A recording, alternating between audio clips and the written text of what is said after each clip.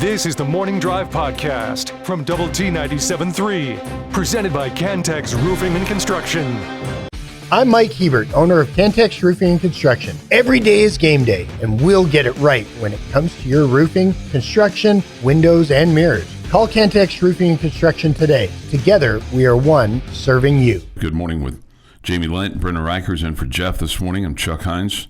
Great to have you with us today. If you have a score prediction, you can hit us up on the Yates Flooring Center chat line. Go to doublet973.com for that, or the mobile app. The Visual Edge IT hotline is open too. The mobile app is presented by Happy State Bank.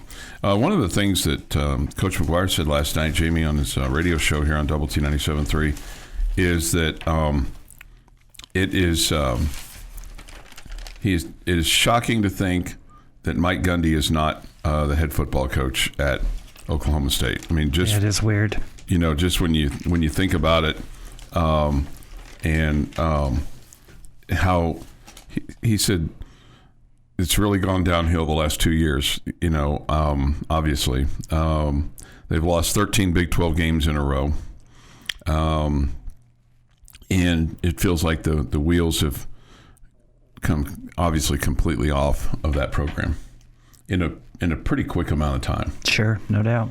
You know, and you know, some would say, well, some of that's maybe self-inflicted in terms of how things go, but I guess it also goes to show you just how quickly things can turn. You can go from feast to famine, and pretty, because I mean, obviously they had a really high degree level of success, and now they're a program really with,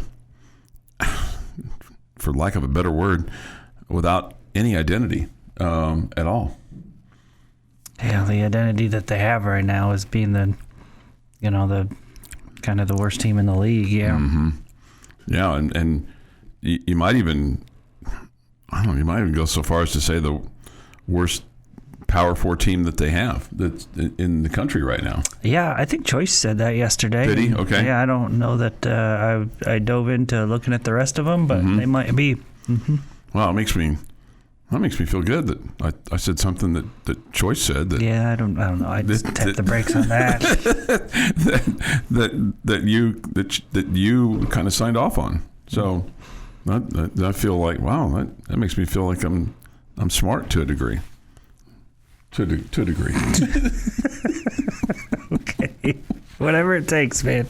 Well, I mean, you know, it's your birthday week, so you should feel smart, man. Anyways. That's you know, that was yesterday. You know, that was. Oh, it's still your week, though. No, that's more of a girl thing. I was gonna say, I'm wondering where he's going with this. This is more of a girl thing than a guy thing. I think we just kind of have it and move on, right?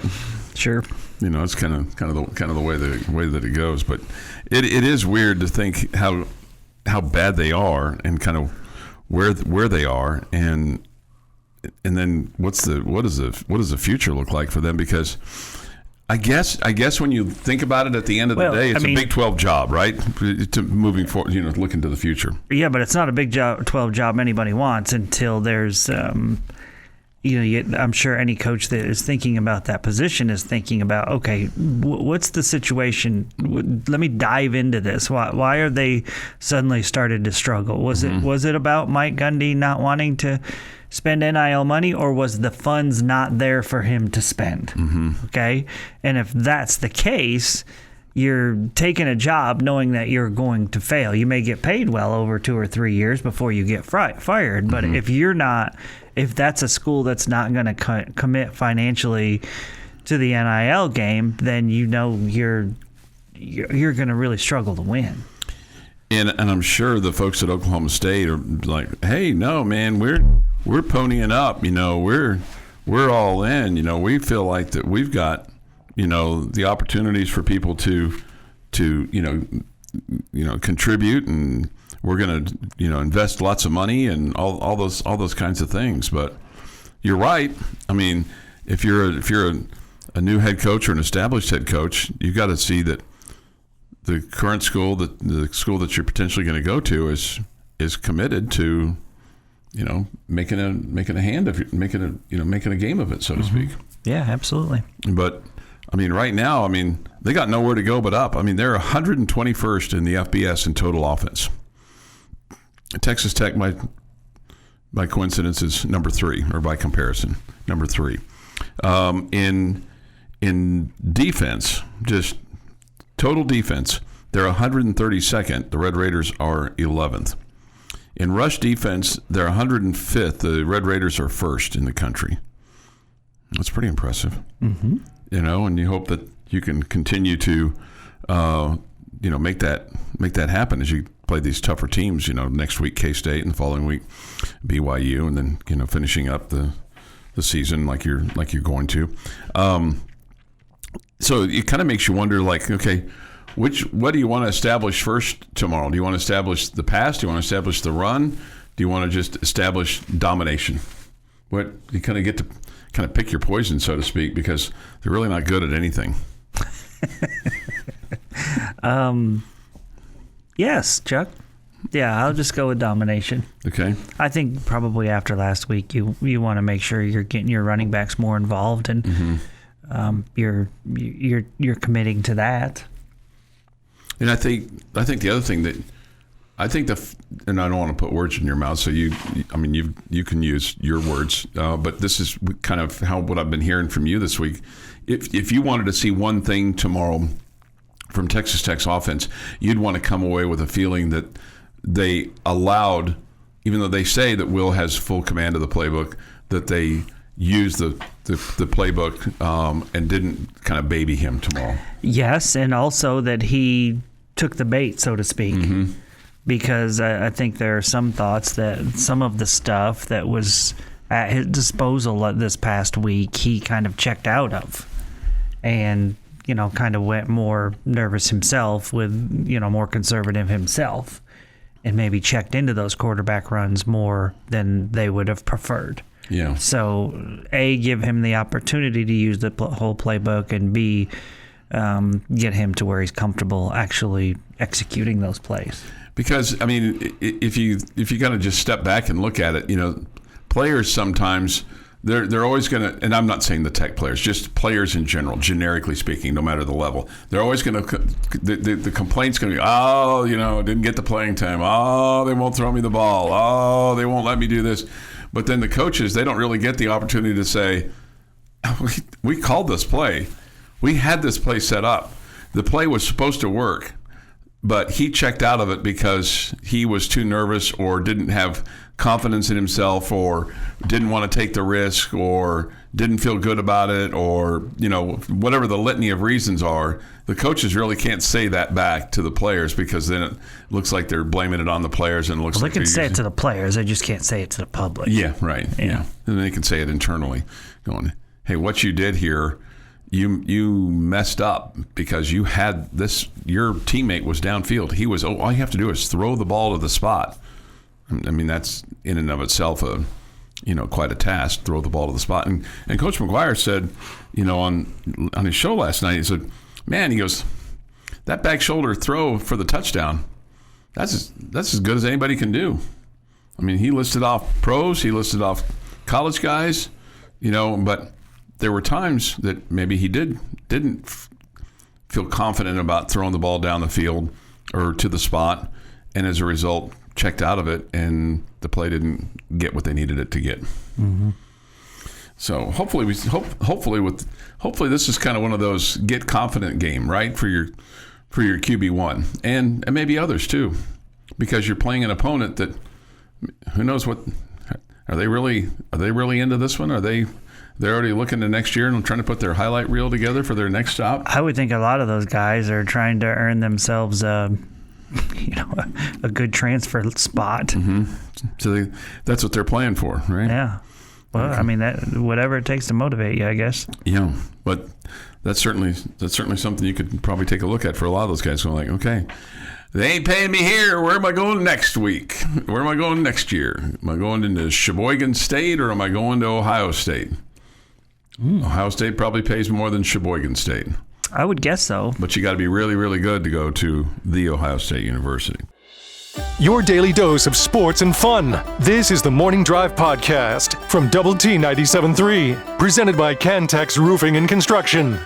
It is the morning drive that you've stumbled your way into this morning. If you haven't figured that out yet, it's Jamie Lent and Brenna Reichers, and for Jeff McGuire, and I'm your humble host, Chuck Heinz. Glad to be here this morning here on the morning drive. The emphasis on humble. Humble, yes, very, very humble, very humble. Well, humble brag, I do this the best. I'm not sure really what I do the best, but it's whatever it is that I do the best. If I can figure that out, I'll find it. Jamie, the Red Raiders will play tomorrow, and the date will be October the 25th, okay? The last time that you played on October the 25th, it was a no bueno day. The time before that, though, was a bueno day. The time before that was not. Last time you played October 14th at number 10 TCU, Red Raiders fell 82-27. You just said October 14th. Did I really? You just said last time you played October 14th? On October 25th, I'm sorry. October 25th. I don't know why I said October 14th. Hey? But last time you played on October 25th, I got to get my brain checked, which was in 2014.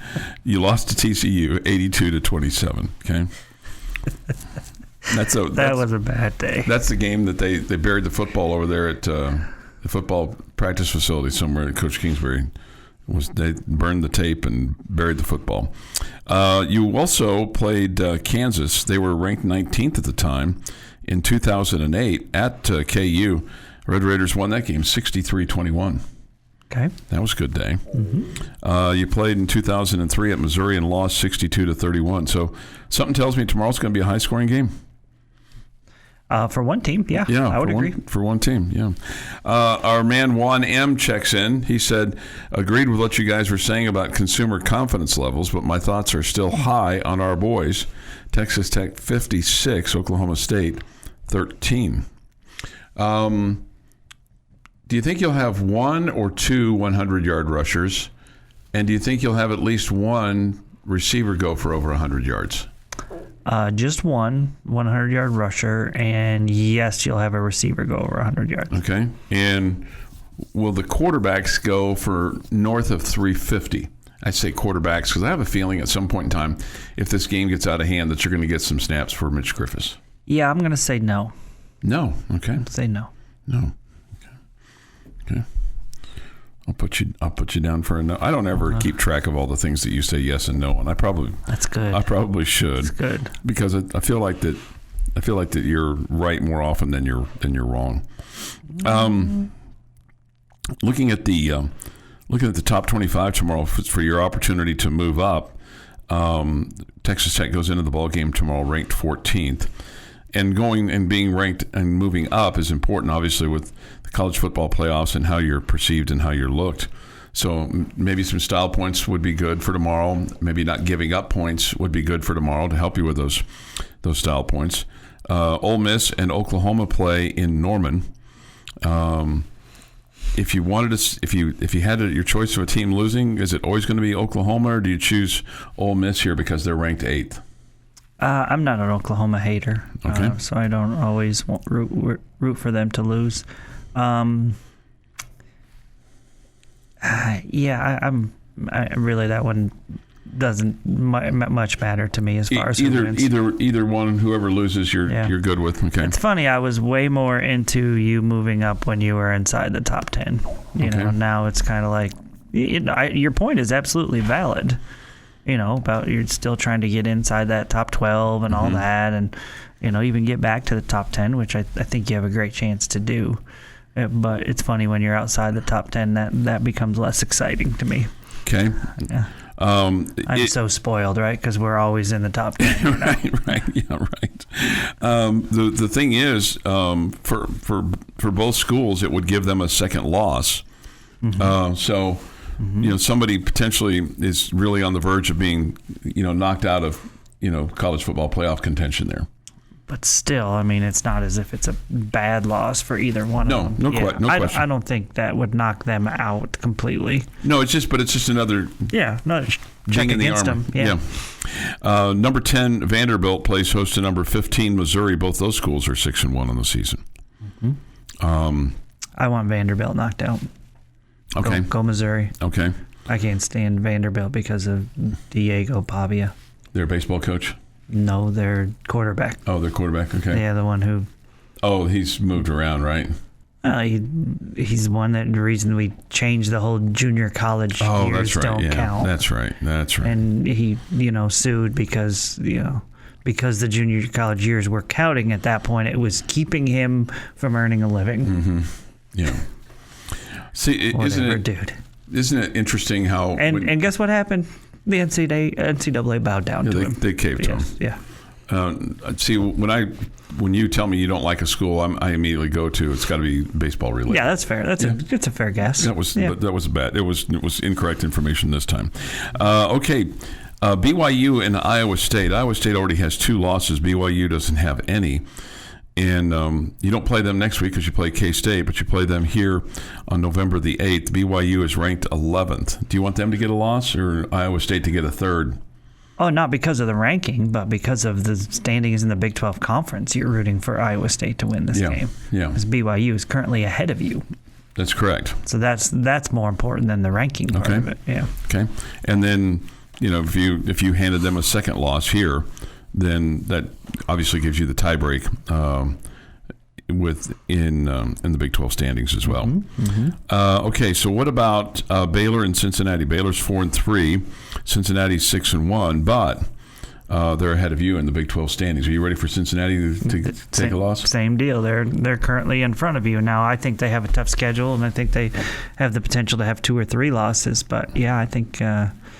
Much as we all hate to do it, I think Red Raider fans are probably rooting for Baylor in this one. And then are you rooting for Arizona State against Houston? No. You're rooting for Houston? Houston. Knock out Arizona State? Yeah, Arizona State's got a tiebreaker against you. Okay. They both have 1 loss in Big 12 play, but yeah, you want to... Arizona State's got the tiebreaker against you. You want them to be as far below you as possible. Okay. Well, you want them to factor in. I think that would probably be a huge upset if Houston went in there. And I don't know that I'd call it huge upset considering that Jordan Tyson's not playing for Arizona State. They still have a 72% chance of winning on the ESPN matchup. Yep, I still would pick Arizona State, but I just don't think I'd call it a huge upset. Okay. All right. The Morning Drive podcast from Double T 97.3 is presented by Cantex Roofing and Construction. 7:16 this morning here on the Morning Drive. I had a guy that wanted a laminated rule of life list from me the other day. I don't have any of those. Mike should get some. You don't have a laminator? Do not have a laminator, no. Is that something I should have? Do you have one, Brendan? It's pretty no, cool. But if I had one, I'd use it. Yeah. I do not have a. I'd like one. That'd be cool. Like one for your baseball stuff. Would that help you with that? I'd probably use it. Yeah. Yeah. Kind of keep things nice and clean. Mm-hmm. Somebody says this. I'd like to see these guys run a simple draw play smoothly before they worry about triple option, flea flicker, double sweep, Hail Mary, hook and lateral plays. Hey, we're just kicking it around here. Okay. Man. We're not, my bad. See, I'm not a good play caller. We're not. No question. We're not going from here to Coach McGuire's office, or Coach Leftwich's office, with the fresh pins and the grease board, portable grease board for them. We've tried. They won't let us. There's security in between us and them. That'd be pretty cool, though, if you could just kind of walk in there. Hey, I've got an idea. How do you think that would work? No, I don't think that would be cool. Hey, I've got an idea. Like, if you walked into Coach Tadlock's office and said, like our football team would lose more if anybody was just allowed to walk in and give them ideas. I've got a double shift idea for you, Coach. Something along those lines. Super shift or something like that. Or a new signal for, hitting a double. He'd say, you just dial those up, right? You just dial them up, don't you? He'd say, hey, why don't you, Jamie, you go back to the radio booth and I'll call you when I need you. Yeah. No, he'd be real polite. He'd listen to my story or my suggestion, and then I'd walk away, and then he'd look at Coach Thomas or one of the other coaches, Coach Gutierrez, and he'd be like, what in the world was that? What are we doing here?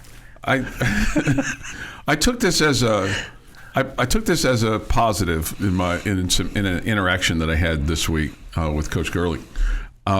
I went to practice. She didn't tell you to leave? She did not. No, Okay. She did not tell me to leave. Definitely a positive. She did not tell me to leave. And I met a couple of that's young women. Because they're younger than me, so everybody's young.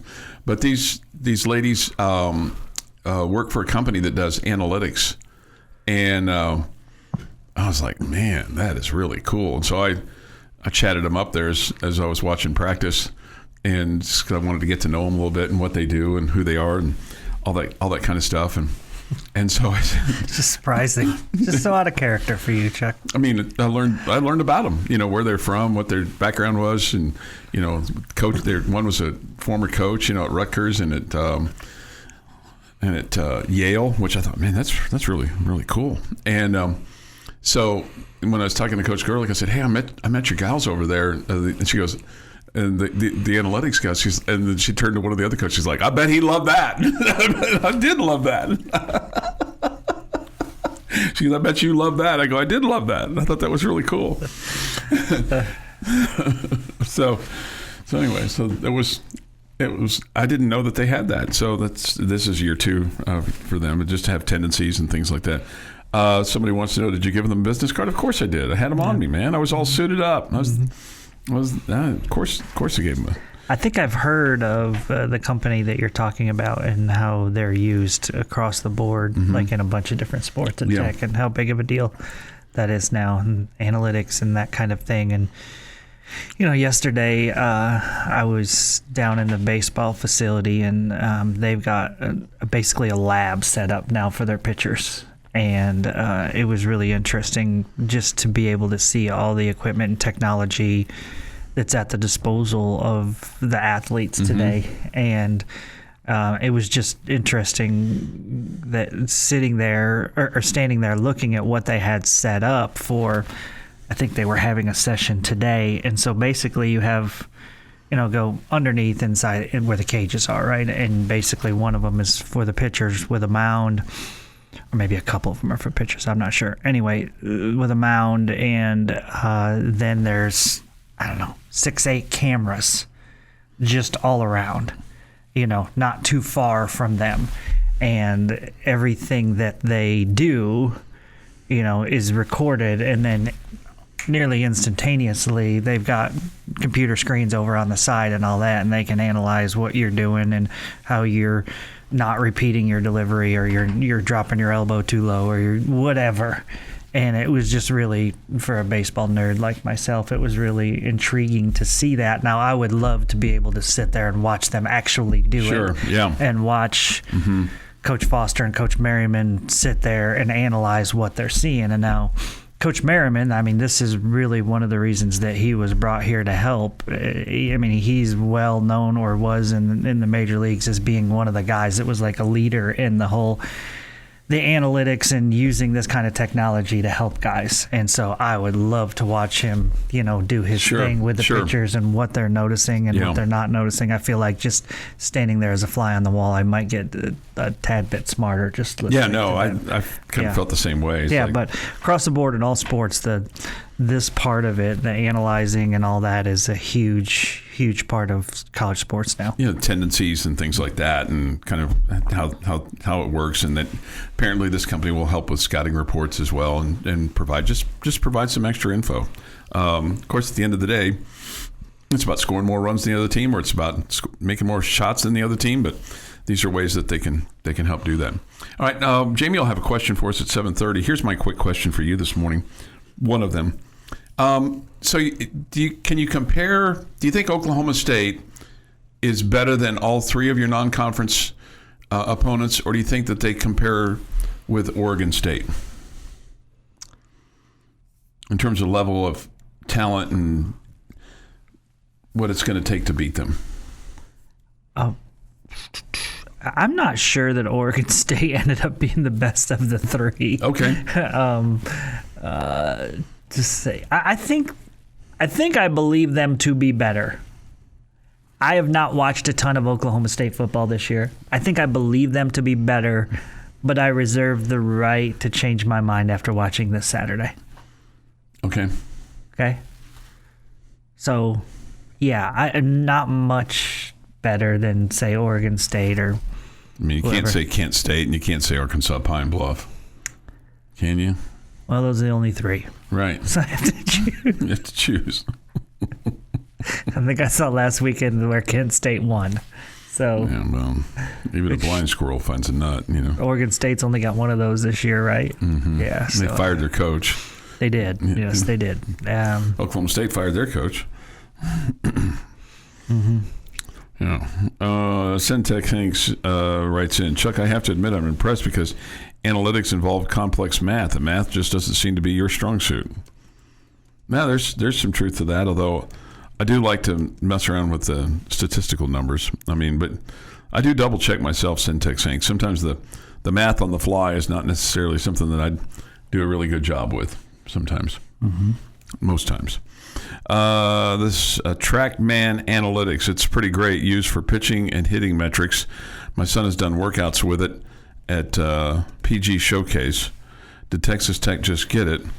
Would have thought they would have had a while now. They've had it for a while. They've had it for a while. I mean, we don't necessarily get exposed to everything that everybody has. So but sometimes you have to walk in at the right time. Yeah, definitely different technology and different programs that different coaches use to try to better their players. Yeah, I'd like somebody to do analytics on this show, or just I would not.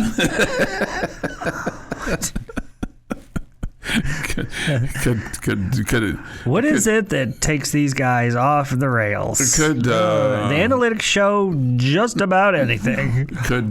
Could kind of analyze myself right out of a job, right? What percentage of the time are these three accurate? This is the Morning Drive Podcast from Double T 97.3, presented by Cantex Roofing and Construction. But next, Jamie's question of the day. Jamie's question of the day on Double T 97.3 is brought to you by Connecticut of West Texas.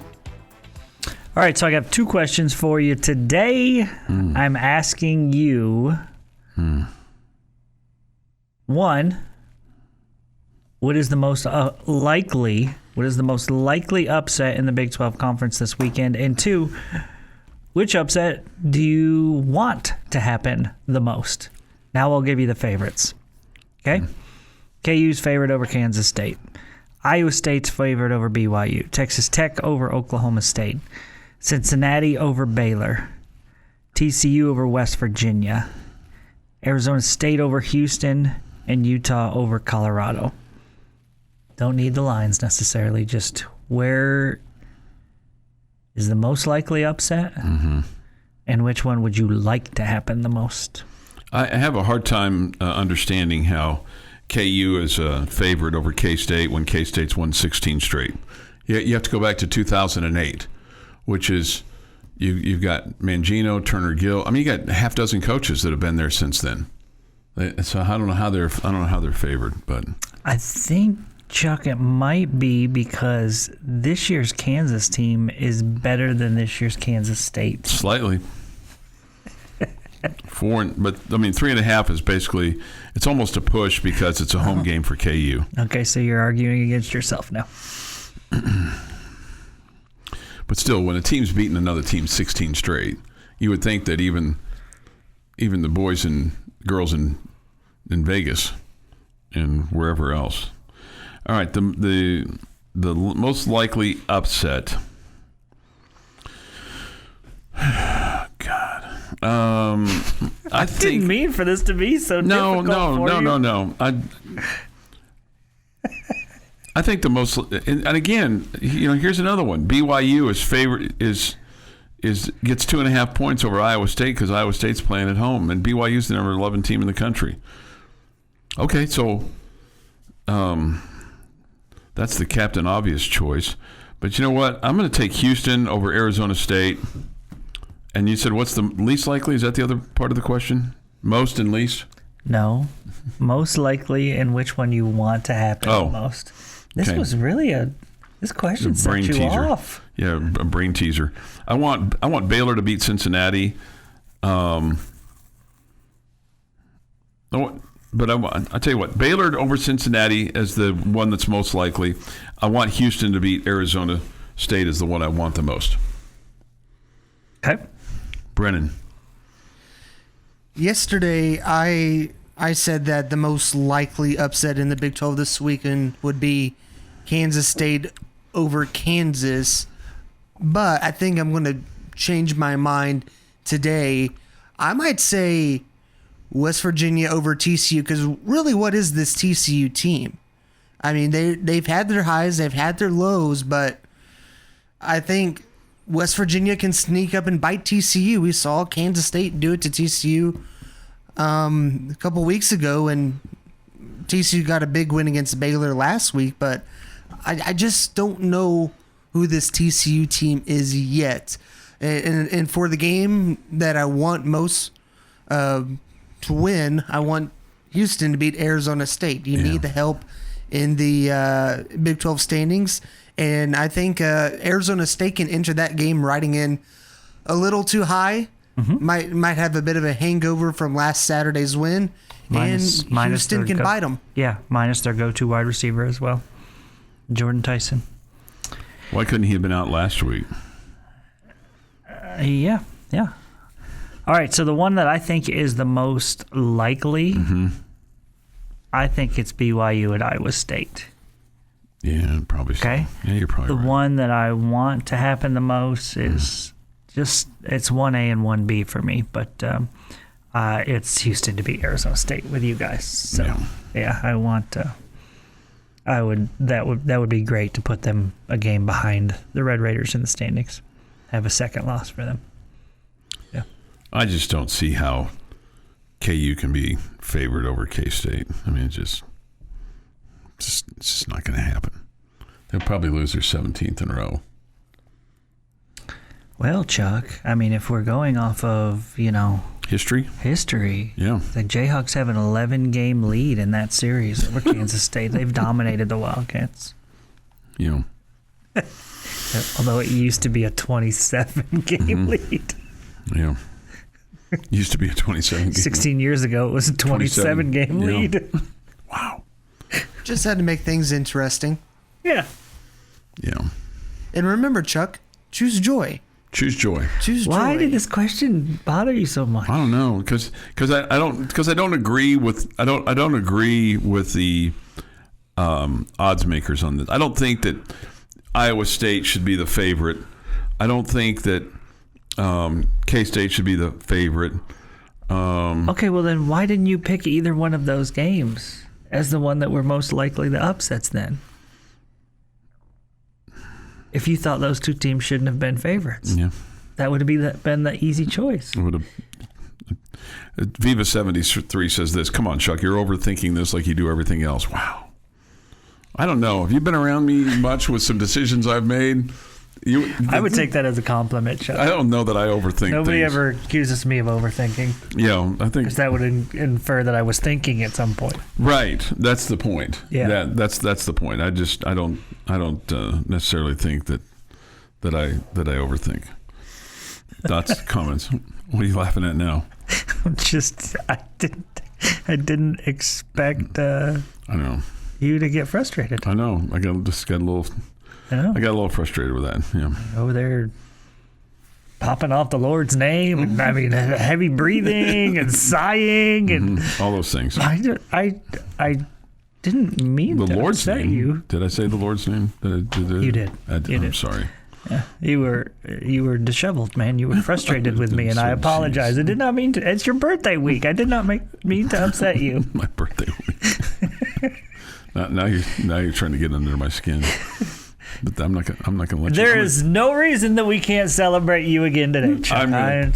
Somebody says you could hear the gears moving. Choosing joy. I did meet up with my fellows at Twin Peaks yesterday. The boys were there. Plenty of reason right there to have joy, right? Yeah, we had joy. We had joy together. Yep. Mm-hmm. We had joy together. So that was fun. Glad that you didn't have too much joy and it caused you to be able to handle your vehicle on the way home. No, I was fine. Yeah, I was sure that's what they all say. Yeah, I mean, look, if I can't handle about 3/4 of a beer, then that's a problem. We'll be at the Overton today. The Tech Talk fellas will. So come out there and see Clint and Gus and me at some point. The Morning Drive podcast from Double T 97.3 is presented by Cantex Roofing and Construction. Here on the Morning Drive, get a communique from the great Gordo, Jimmy. The great one. The great Gordo. TGG. Dear Chuck, how are you? I am fine. Did you know that we are going to have a sports equinox on October 27th? So meaningful with no preseason games, etc. in our big four sports in these very United States, with games in the NFL, Major League Baseball, National Hockey League, and NBA, just so you know. Love you. Oh, thank you. Thank you for the donut talk that you give us. Gordo. P.S. I have Tech winning 77-7 in a very scary pre-Halloween type score. Tell one Jamie Lent and Jeff McGuire that Gordo is a big fan. What about BR? What about Brennan? I have something I want to share with you, Chuck. Or not share, but ponder. Okay. You said that on the chat line that you find The Office disturbing. Yes. Can you explain that? I don't like that show. It's just, I find it very, very disturbing. The interpersonal relationships and the activities and it's unsettling. Very unsettling to me. I think this is what... I hate that show, as a matter of fact. The Office is what Clint Scott really wants our building to be like. Really? That's. I mean, I think Clint, desires to live in that world. Yeah. There's no world that I desire to live in like that. Okay. How? I mean, it's kind of like spring or summer football leagues. Mm-hmm. How can it? What was the word you just used? It's disturbing and unsettling. How can it disturb you if you just don't watch it? Just even seeing it on the TV guide just makes me. I can't get away from it fast enough. I cannot believe you lived to be 65 in a day. Why? I can't believe your heart didn't explode. If these little things disturb you, well, I get it. I can't believe you're not lit. Well, I was just about to say I can't believe you're not in a room with padded walls. But then again, I am. Here we are. Here we are. I see, but I release all this stuff out to you and our fine listening audience. Oh, so we're the therapy. Yeah, it's very. When do I get paid? Very catharsis. Cathartic. Very cathartic. Okay, Jamie. What is best, or does it really matter? Is there a winner that's best for baseball or best for baseball fans? Is it the Dodgers winning, or would it be better for other teams and other fan bases to see the Blue Jays win? I think the answer is for more teams to win. And so spread it out and not just have it be a league about the one team with the biggest payroll always gets to win. So I guess I will say that you should want the Blue Jays to win. I surely do not, but... why don't you want the Blue Jays to win? Because they took down my team, and okay, that's fair. Some of it that I didn't really like the part of it. Okay, that's fair. Yeah, that's not fair. necessarily the play on the field, but stuff after. Okay. Yeah. Okay, I understand that. I can support you on that. Brennan, do you care who wins the World Series? I like their team though. I like their team. Not really, to some extent. I'm not a fan of the Dodgers. I don't care for Toronto, mainly because it's a American League team, and I want the AL team to be the Rangers, which obviously that's not the case this year. So I don't really care. I don't have a gripe with the Dodgers. They have a lot of talented, fantastic players. They're a fun team to watch. But the Blue Jays have proven themselves to be among the top of the league, obviously. So I'm just hoping for a fun series. I don't want it to be a 4-0 series or a 4-1 series. I want it to be close. I really like how the Blue Jays roster is put together, so that it's with young and old, and young superstars and all that are fun to watch. So I don't think it's going to be a blowout by any stretch of the imagination. Again, I think the Dodgers all season long, I feel like they're the most talented team. Mm-hmm. But it's just a matter of whether they put it together at the right time, and it looks like they absolutely have. Yeah, looks like they have. Would it warm your heart if Don Mattingly and the Blue Jays won the World Series and he got a World Series ring as a champion? I'd be happy for him. Yeah. Okay, all right. Mm-hmm. All right. It's 8:20 this morning here on the Morning Drive. What's your take on the Cowboys and the Broncos for Sunday, a game that you'll hear on Double T 97.3 at 2:30, the kick at 3:25? Is this a bit of a test for the Cowboys in that, hey, you go win on the road, you beat the Broncos, a team that had a historic come-from-behind win last week, kind of shows that you've kind of stacked success a little bit? The last thing you just said there, can you play good 2 weeks in a row? Because I think we've seen some good performances by the Cowboys so far this year, but it's been pretty inconsistent. And so I'm wondering, can you do it 2 weeks in a row? And I thought the Cowboys looked their best all season long last week, and it wasn't against a terrible, terrible football team, so that's good. Broncos, I think, are a better football team, plus you're going on the road, so I think it's a bigger challenge. Mm-hmm. I don't think there's any question there, but I'd like to see that Dallas defense play like it did last week. Yeah. The Cowboys are 3-3-1. Broncos are 5-2 on the season. You want to take a stab at what the matchup predictor has for this? Broncos 73%. 56.2%. Yeah, they're wrong. Okay. Watch this. Cowboys will win by 30. Yeah, they play like they did last week. They get a shot.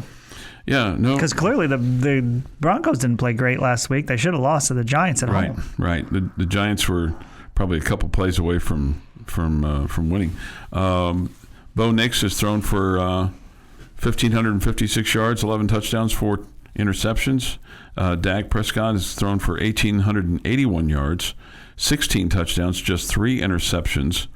And looks like he's got a lot of capable receivers now with CeeDee Lamb back, and what George Pickens has done, and what the tight end has done, but you're right. I mean, what the running back has done.